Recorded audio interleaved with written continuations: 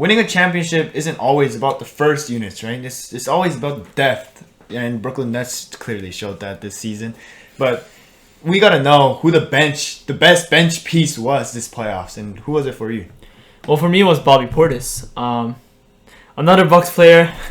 Look, I'm not a Bucks fan, right? But they won the finals and they had a really good run. I gotta give credit to them, their players too. Bobby Portis, I think, I remember this guy in the preseason it was a Bucks against Mavs, and Bobby Portis guy showed up. He was like, who the heck is Bobby Portis, man? This guy was like, he was really wondering, and then Bobby Portis was like, okay, and he was like, oh, I remember, because and in this playoffs he recorded 11.4 points and 7.1 rebounds.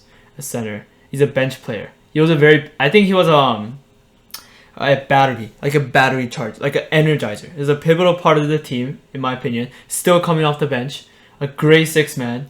I think he was a better six man than Pat Connaughton, I guess. Pat Connaughton obviously in the finals he was good, but then overall in the playoffs, Bobby Portis was there during that bench time. Bench time, Bobby Portis shows up, changes the game. He's a game changer. There are times, Bucks aren't always like good throughout the whole 48 minutes. Like there are times where there's ups and downs, or there are games where it's like they're like down here, and when you see surprise. I admit. Yeah, there are those games, right? Like they're good, but there are those games especially when they're ups and downs. When the reason why they come from down to up is I think a lot of times Bobby Portis was there. He was really showing off defensively, offensively too. He shoots threes. He lays up. He's powerful. I think he was a great sixth man of the year. And I just have to agree. We gotta give credit to Bobby. But 10th in offensive rebounds is definitely a lot. 10th in offensive rebound percentage we mentioned above is the estimated percentage of the rebounds he grabs when he's on the floor, and he's 10th in offensive rebounds percentage, and 9 points and 5 rebounds in 18 minutes per game in the playoffs. Per 36, that's 17 points per game and 10 rebounds per game. Fifth among Bucks players for box plus minus, which proves to your point, he is an energizer. He is very much an energizer. Him and Thanasis, whenever they're on the floor, it doesn't matter how bad they do. We already know they're gonna hype up the team any way they can. Bobby Portis, his defense isn't great. One-on-one, he's not bad, but team defense, whenever there's switches, he has a lot of mess ups, and then Chris Middleton always yells at him. But it's gotta be Bobby Portis. He brings so much, and like he said, you can't measure what's in his heart. And speaking of these role players, instead of doing an honorable mention, I thought it was a better idea for us to do as a team. Like the first NBA role player team. So let's hear it. All right, so I'll start it. My point guard is Campaign. Shooting guard Reggie Jackson. Small forward Mikhail Bridges. Power forward Marcus Morris Sr. And my center is Bobby Portis. How about you? Mine's kind of similar. I got Reggie Jackson. I got Pat Connaughton. I got Jay Crowder. And this might be a question. PJ Tucker.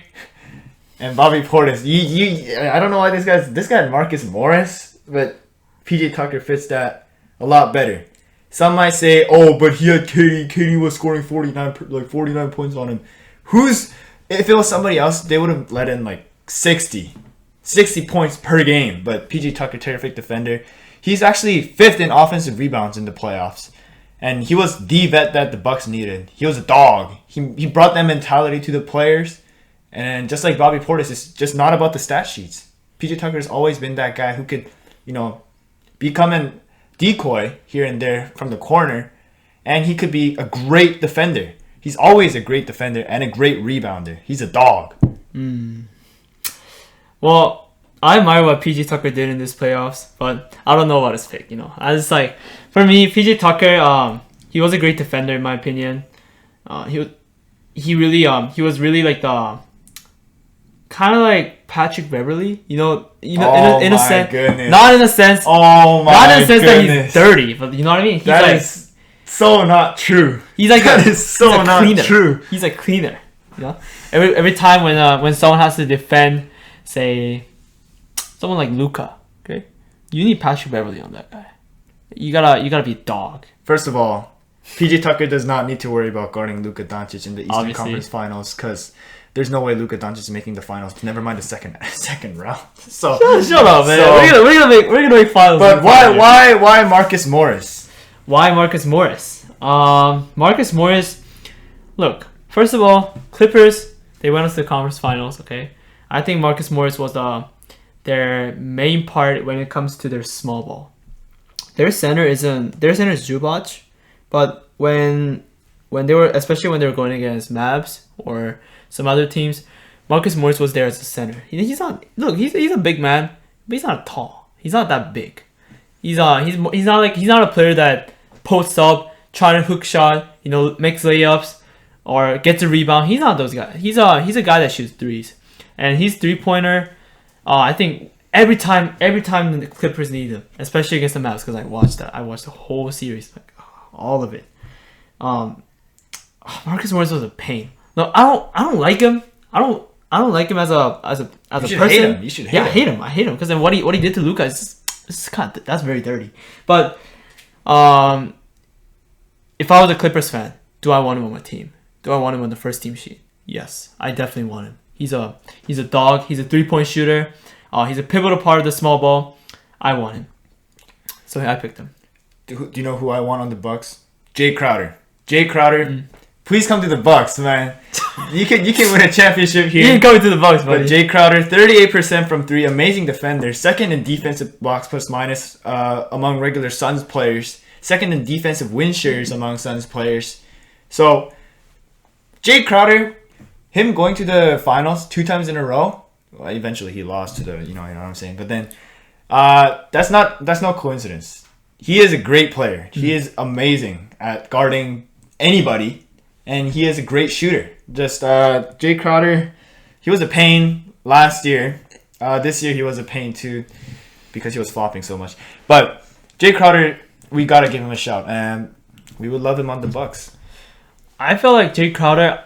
I'm an admirer of Jay Crowder too. Just that in the finals, he wasn't as good as I expected him to be. Like he was like, he didn't get as many 3-pointers as I thought. You know what I mean? But still, definitely deserves to be on the role team player. Mikhail Bridges. Okay, this is gonna be my last say, because then I already talked about campaign, talked about Reggie Jackson, Marcus Morris, Bobby Portis. Now it's gonna be Mikhail Bridges. We call in Discord whenever there's what is it, the NBA games, especially in the finals. We called, and I always talked about how I like Mikhail Bridges.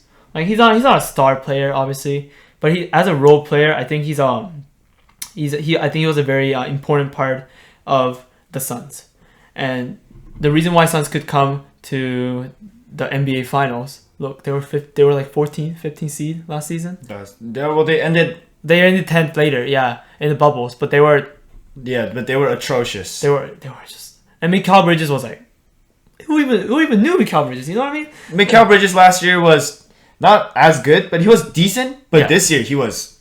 Oh my, yeah, he was a very important part. I think every time when there was like a fast break, Mikhail Bridges is always there. He's also doesn't. It might not seem like it, but I think he was an energizer for the team. You know, he's always there for the fast break. Always guards. He's a great defender too. Mikhail Bridges gets my pick for the role player team, especially considering that Phoenix Suns made a surprising run that got into the finals. Hey, thanks for watching Away End on YouTube. To lose more IQ and sports knowledge, subscribe to the Away End channel.